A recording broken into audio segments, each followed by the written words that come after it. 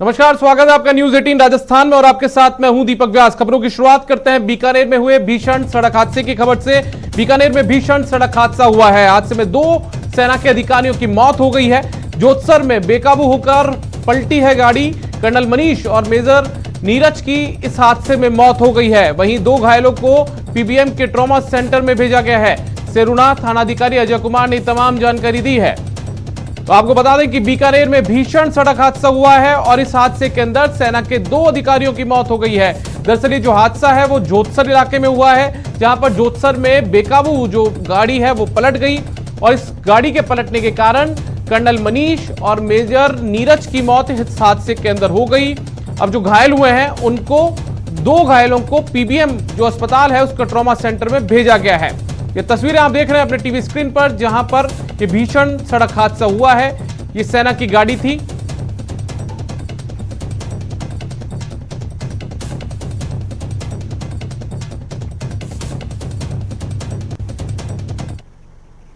अगली खबर जैसलमेर से है, जहां जैसलमेर में नशे के खिलाफ कार्रवाई हुई है। पुलिस ने करीब 11.5 क्विंटल डोडा जब्त किया है। 35 लाख रुपए की कीमत इसकी बताई जा रही है। नाचना पुलिस ने इस कार्रवाई को अंजाम दिया है। ट्रैक्टर ट्रॉली को भी इस कार्रवाई के दौरान जब्त किया गया है। वहीं इस दौरान पुलिस ने एक व्यक्ति को पकड़ा है, जबकि दूसरा इस पूरी कार्रवाई के दौरान वहां से फरार हो गया। तो जैसलमेर में नशे के खिलाफ पुलिस की बड़ी कार्रवाई है, जहां पर 11.5 क्विंटल डोडा जब्त किया गया है। यही नहीं, कार्रवाई के दौरान ट्रैक्टर ट्रॉली को भी इस कार्रवाई के दौरान जब्त किया गया है। 35 लाख रुपए इस डोडे की कीमत बताई जा रही है। दरअसल पूरी जो कार्रवाई है वो नाचना पुलिस ने की है।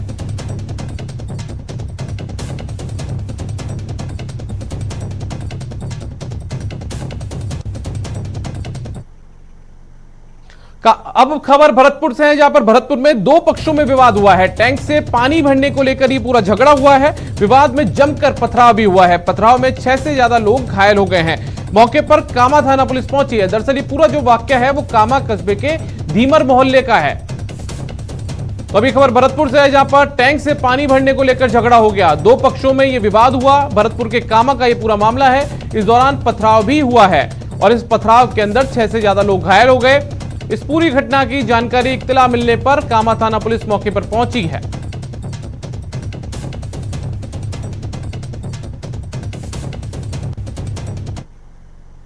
अब नजर डालते हैं, झालावाड़ की गंगधार पुलिस ने कार्रवाई की है। 2.5 किलो गांजे के साथ 2 तस्करों को गिरफ्तार पुलिस ने किया है। आरोपियों के पास से एक बाइक भी बरामद की गई है।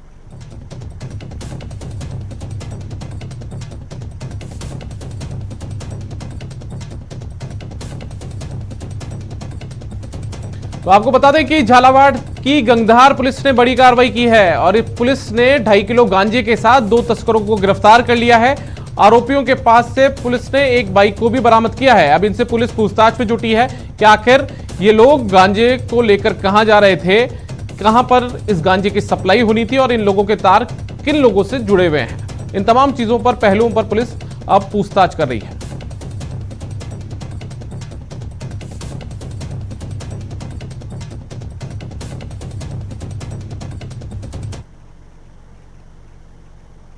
जयपुर में करदनी थाना इलाके के सरना डूंगर में एक केमिकल फैक्ट्री में भीषण आग लग गई है। देखते ही देखते आग ने विकराल रूप धारण कर लिया। सूचना पर पहुंची फायर ब्रिगेड की आधा दर्जन से अधिक दमकलें देर रात तक आग पर काबू पाती रही। आग लगने के कारणों का पता नहीं चल पाया है। केमिकल फैक्ट्री में आग ने देखते ही देखते भीषण रूप धारण कर लिया। फैक्ट्री में केमिकल भरा होने की वजह से पूरे आसमान में काले धुएं का गुबार छा गया। आलम यह था कि दूर से ही आग का धुआं उड़ता हुआ दिखाई दे रहा था। आग को देखने के लिए आसपास के लोग एकत्रित हो गए। सूचना पर पहुंची पुलिस ने बिजली कटवाने के बाद लोगों को वहां से हटवाया। आग से फैक्ट्री में रखा सामान भी जलकर खाक हो गया।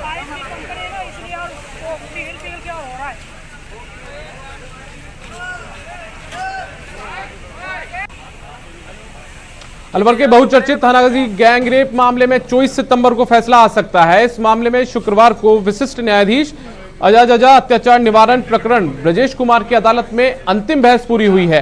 न्यायाधीश ब्रजेश कुमार ने फैसले के लिए 24 सितंबर की तारीख तय की है। इस मामले में 5 आरोपियों का ट्रायल स्पेशल कोर्ट में कंप्लीट हो चुका है और बचाव पक्ष की अंतिम बहस चल रही थी, जो शुक्रवार को पूरी हो गई है। गौरतलब है कि थानागाजी पुलिस थाने में 2 मई 2019 को मामला दर्ज हुआ था, जिसमें दलित दंपत्ति को बंधक बनाकर पति के सामने ही युवती से गैंगरेप घटना को अंजाम दिया गया था।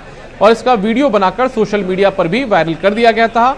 इस मामले में पुलिस ने 5 लोगों के खिलाफ गैंगरेप मामले में चालान पेश किया था, जबकि एक आरोपी के खिलाफ वीडियो वायरल करने का मामला भी दर्ज किया गया था।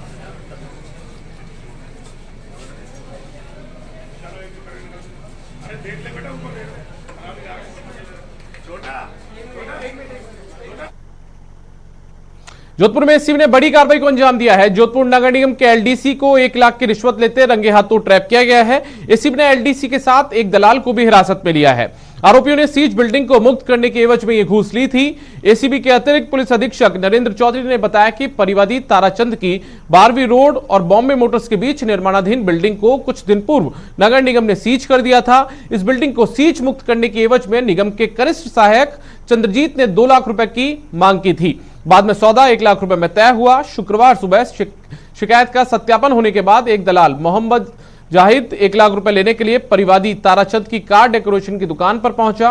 ताराचंद ने उसे 1 लाख रुपए सौंप दिए। इसके बाद दलाल मोहम्मद जाहिद ने चंद्रजीत से फोन पर बात की। चंद्रजीत ने ये राशि सोजती गेट पुलिस चौकी के पास लेकर पहुंचने को कहा। दलाल के वहां पहुंचते ही एसीबी की टीम ने दोनों को दबोच लिया। उनके पास से रिश्वत के 1 लाख रुपए बरामद कर दोनों को गिरफ्तार भी कर लिया गया।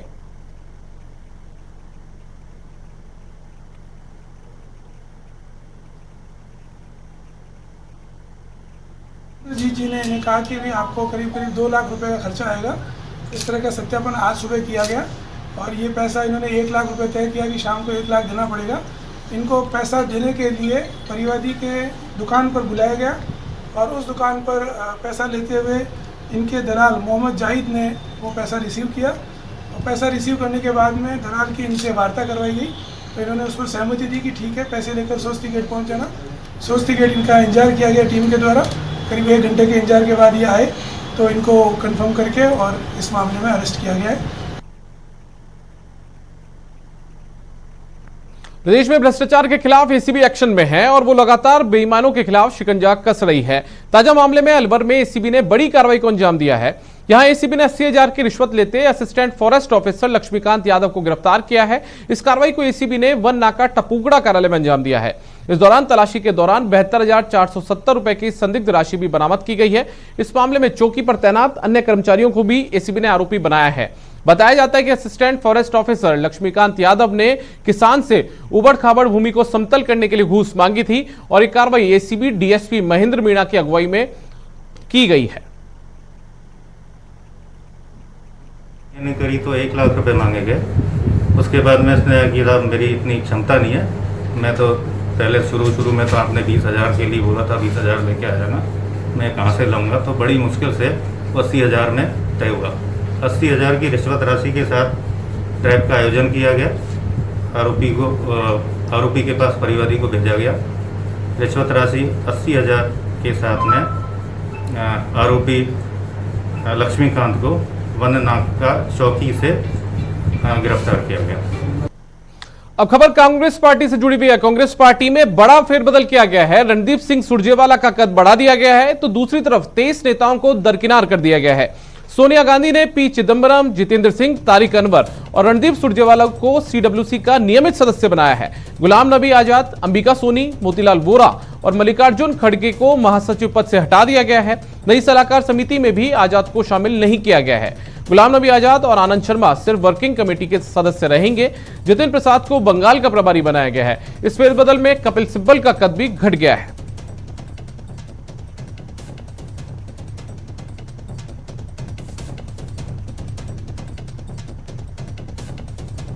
सीएम अशोक गहलोत ने स्वायत्त शासन विभाग की समीक्षा की है और अफसरों को स्ट्रीट वेंडर्स को योजनाओं का लाभ दिलवाने के लिए अभियान चलाने के निर्देश दिए हैं और कहा है कि अभियान चलाकर स्ट्रीट वेंडर्स को प्रधानमंत्री स्वनिधि योजना जैसी योजनाओं का लाभ पहुंचाने की कोशिशें होनी चाहिए। इस योजना के तहत रेहड़ी ठेला पटरी लगाने वाले वेंडर्स को 10,000 रुपए तक का लोन सस्ते दर पर उपलब्ध कराया जा सकता है। सीएम ने निर्देश दिए कि अधिकारी दीनदयाल अंत्योदय योजना, राष्ट्रीय शहरी आजीविका मिशन के तहत स्ट्रीट वेंडर्स को इस योजना का लाभ मिलना सुनिश्चित करवाएं।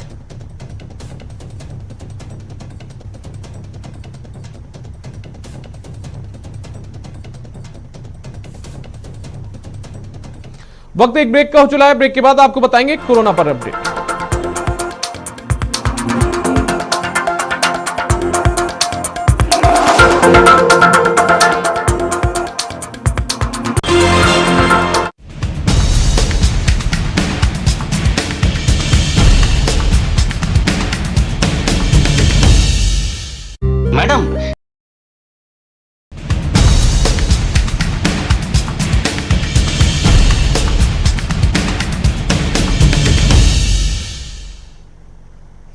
ब्रेक के बाद स्वागत है आपका।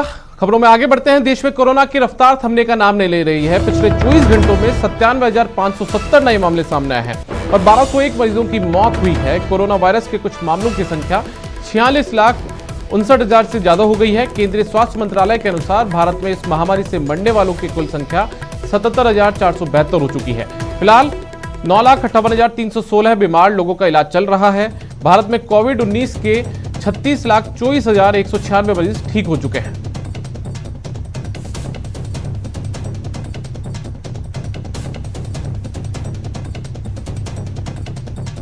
चलिए बात कोरोना की कर लेते हैं। मरुद्रा में कोरोना की बेकाबू रफ्तार। आज मिले हैं 739 नए केस, वहीं 7 की मौत हुई है। पॉजिटिव मरीजों का आंकड़ा 1 लाख के करीब है। कोरोना से अब तक 1214 लोगों की मौत हो चुकी है। वहीं इलाज के बाद 80,611 मरीज डिस्चार्ज भी हो चुके हैं। प्रदेश में फिलहाल 16,583 एक्टिव केस हैं।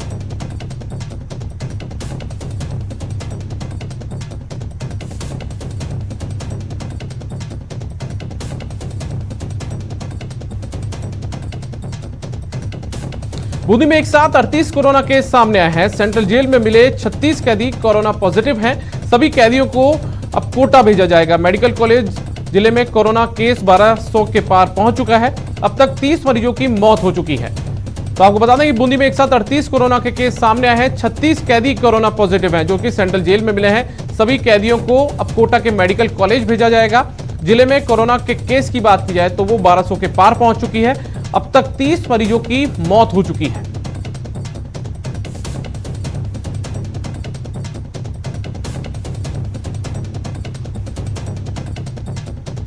कोरोना की तेज रफ्तार लगातार जारी है। बांसवाड़ा में कोरोना का विस्फोट देखने को मिला है। कोरोना के 163 नए केस मिले हैं। टोंक में 22 नए पॉजिटिव केस सामने आए हैं। वहीं श्रीगंगानगर की बात की जाए तो वहां पर 19 नए केस सामने आए हैं।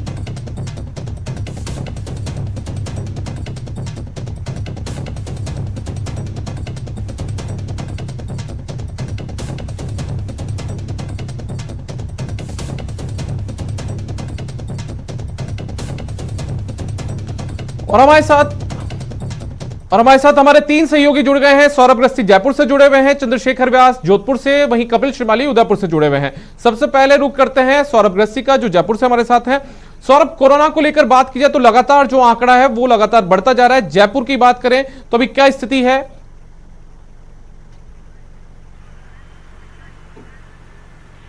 जी बिल्कुल, आपने दीपक बिल्कुल सही कहा कि अब प्रदेश में कोरोना जो है वो अनकंट्रोल होता जा रहा है और रोजाना नए रिकॉर्ड जो है वो कायम हो रहे हैं। हालांकि सरकार के अनुसार करीब 1 लाख मरीज जो है वो कोरोना के हो चुके हैं, लेकिन जिलों की अगर रिपोर्ट मिलाएं तो जिलों की रिपोर्ट कुछ और तस्वीर बयां करती है। बहुत ज़्यादा जो है वो नए मामले सामने आ रहे हैं। राजधानी जयपुर की बात करें तो राजधानी जयपुर में आज सुबह करीब 105 नए मरीज सामने आए हैं और शाम होते होते, क्योंकि पिछले 5-7 दिन के अगर आप आंकड़े देखें तो रोजाना 300 से ज़्यादा मरीज सामने आ रहे हैं। इसके अलावा चिंता की बात यह है कि असिम्टोमेटिक जो मरीज हैं वो बहुत ज़्यादा बड़ी संख्या में उनके जो है वो सामने आ रहे हैं। इसके अलावा अस्पतालों में जो मरीज एडमिट हैं, जिनकी हालत जो है वो ख़राब है, निमोनिया जिनको हुआ है, जिनको ऑक्सीजन की ज़रूरत है, ऐसे मरीजों को प्लाज्मा जो है वो नहीं मिल पा रहा है। जो मरीज कोरोना से रिकवर हो चुके हैं उनको जो है वो ऐसे अपना प्लाज्मा जो है वो डोनेट करना चाहिए, लेकिन ऐसी शिकायतें लगातार मिल रही हैं कि अस्पतालों में प्लाज्मा की कमी है और जो मरीज निमोनिया से ग्रसित हैं उनके सामने चुनौतियां बढ़ गई हैं। वो लोग लगातार जो है वो एक तरह से मांग कर रहे हैं कि उन्हें प्लाज्मा जो है वो दिया जाए, लेकिन कोरोना जो रिकवर हुए मरीज हैं उनमें जागरूकता की कमी के कारण वो लोग जो है वो अपना प्लाज्मा जो है वो डोनेट नहीं कर रहे हैं। इस कारण से इस प्रकार की दिक्कतें जो है वो सामने आ रही हैं और जिस प्रकार से जिलों की रिपोर्ट सामने आ रही है वो तस्वीर कुछ और बयां कर रही है। ऐसे में हालात जो है वो लगातार चिंता पैदा करने वाले हैं। पिछले 10 दिनों की बात करें तो पिछले 10 दिनों में 15,000 से ज़्यादा नए मामले सामने आ चुके हैं और विशेषज्ञों का यह मानना है कि सितंबर के इस महीने में जो है वो कोरोना एक नए मुकाम तक जो है वो पहुंच जाएगा। ऐसे में ये सरकार के लिए भी चिंता का विषय है और आम लोगों के लिए भी चिंता का विषय होना चाहिए। जो लोग लापरवाही जो है वो लगातार कर रहे हैं, वो समझ नहीं पा रहे हैं कि कोरोना किस प्रकार तेजी से बढ़ रहा है और उनके कारण किस प्रकार से दूसरे लोगों को भी जो है वो मुश्किलें बढ़ती जा रही हैं। जी दीपक। बिल्कुल सौरभ, सही कह रहे हैं आप कि कहीं ना कहीं लोगों में जागरूकता की कमी है और उसकी वजह से कोरोना की रफ्तार भी तेज है। हमारे साथ कपिल श्रीमाली उदयपुर से जुड़े हुए हैं। कपिल, उदयपुर की बात की जाए, उदयपुर संभाग की बात की जाए तो क्या स्थिति वहां पर है? क्योंकि अभी कुछ देर पहले हमने खबर देखी कि बांसवाड़ा में भी कोरोना ब्लास्ट देखने को मिला है। जी बिल्कुल, देखिए बांसवाड़ा में बड़ा कोरोना ब्लास्ट देखने को मिला और एक साथ इतने पॉजिटिव मरीज सामने आने से बांसवाड़ा में हड़कंप मच गया, तो इन लोगों में भय व्याप्त है। दूसरी ओर अगर उदयपुर की बात करें तो उदयपुर में पिछले 24 घंटे में 56 पॉजिटिव केस सामने आए हैं और कुल पॉजिटिव केस की संख्या उदयपुर में 3244 हो गई है। हालांकि जो राज्य सरकार का आंकड़ा है उसमें 2650 के लमसम पॉजिटिव केस बताए गए हैं और 33 मौतें बताई गई है, लेकिन वास्तविकता में उदयपुर में अब तक 56 मौतें हो चुकी है और 3244 पॉजिटिव केस हैं। जो 56 नए केस आए थे उसमें से सिर्फ सराड़ा ऐसा कस्बा रहा है जहां पर 22 पॉजिटिव केस मिले हैं और 22 पॉजिटिव केस एक ही कस्बे से मिलने से चिकित्सा विभाग में हड़कंप मच गया। पूरा चिकित्सा महकमा सराड़ा कस्बे में मौजूद है और वहां पर जो आगे के जो प्रोटोकॉल है उसकी पालना करने के लिए रैंडम सैंपलिंग हो या फिर क्लोज कॉन्टैक्ट हो, उनको तलाशने की कवायद जारी है। मेडिकल स्टाफ लगातार संक्रमित पाया जा रहा है। चिकित्सकों में संक्रमण फैलने के चलते एमबी चिकित्सालय प्रशासन ने बड़ा फैसला लिया और आरएनटी मेडिकल कॉलेज के प्रिंसिपल ने फैसला लिया है कि एमबी चिकित्सालय में जनाना और नवजात के अलावा आपातकालीन ऑपरेशंस के को छोड़कर बाकी सभी ऑपरेशंस को टाल दिया गया है। तो ये एक बड़ा फैसला है। हालांकि इसके चलते कुछ मरीज जरूर सफर करेंगे, लेकिन संक्रमण बहुत तेजी से फैल रहा है, जिसके चलते हॉस्पिटल प्रशासन ने फैसला लिया है। जी दीपक। बिल्कुल कपिल, अब हम चलते हैं चंद्रशेखर व्यास के पास जो कि हमारे साथ जोधपुर से बने हुए हैं। चंद्रशेखर, जोधपुर संभाग की क्या स्थिति अभी फिलहाल है? क्योंकि पिछले दिनों प्रशासन ने वहां पर भी थोड़ी सख्ती दिखाई थी, क्या उसका कोई असर देखने को मिला है या वही स्थिति बरकरार है अभी तक?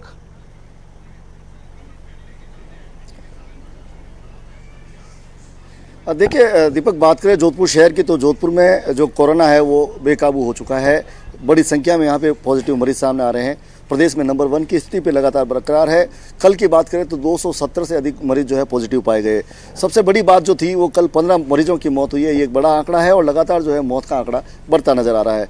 अब तक जोधपुर शहर में करीब 16,500 लोग चिन्हित किए जा चुके हैं और सबसे बड़ी बात यह है कि यहाँ की अस्पताल की व्यवस्थाएं चरमरा गई है। इसको लेकर संभागीय आयुक्त समित शर्मा ने कई निर्देश दिए और कई तरह के जो स्टेप्स उठाए हैं। जोधपुर जिला कलेक्टर ने 4 ऑक्सीजन मैन्युफैक्चरिंग यूनिट को जो है अधिग्रहित किया है। उनके ऊपर जो है पूरे जो है प्रशासन ने अपने कब्जे में ले लिया है और उसकी सारी खरीद फरोख्त जो है प्रशासन की अनुमति के बिना ऑक्सीजन की नहीं की जा सकती। अगर बात करें तो जोधपुर शहर में अस्पतालों की बात करें तो तीनों बड़े अस्पताल जो है उनमें बेड की कमी है। अगर नया मरीज जाता है तो उसको ICU seats available, beds available नहीं है और लगातार जो है मरीजों की ओर से कई शिकायतें सामने आ रही है, जिनमें एक ऐसा मामला आया जिसमें जो मरीज को है एक ऑक्सीजन की पाइप दे दी गई, उसको मास्क तक अवेलेबल नहीं हुआ 4 घंटे तक। उसको ये बताया गया कि ऑक्सीजन की पाइप है, मुंह में लेकर इसको सांस लेनी है। इस तरह के जो मामले सामने आ रहे हैं कहीं ना कहीं लोगों में एक भय का माहौल है। और सबसे बड़ी बात करें तो दीपक, जो जिस तरह से जिले में जो लोकल पहले लिस्ट जारी होती थी, एरिया वाइज लिस्ट जारी होती थी, उससे लोगों में अवेयरनेस आती थी कि इस क्षेत्र में ज़्यादा कोरोना फैला हुआ तो लोग अवेयर रहते थे, लेकिन उस पर भी ये जो रोक लगा दी गई है जिसके चलते लोगों में अब अवेयरनेस में भी कमी दिखाई दे रही है। जी दीपक। चलिए, शुक्रिया चंद्रशेखर आपका, कपिल आपका और इसके अलावा सौरभ ग्रस्ती आपका भी शुक्रिया। तो हमारे 3 सहयोगी पूरे प्रदेश की स्थिति हमारे सामने बयां कर रहे थे, अपने इलाकों की स्थिति बयां कर रहे थे कि किस तरीके से जागरूकता की कमी लगातार देखने को मिल रही है और उसके चलते कोरोना की रफ्तार भी काफी तेज हो चुकी है।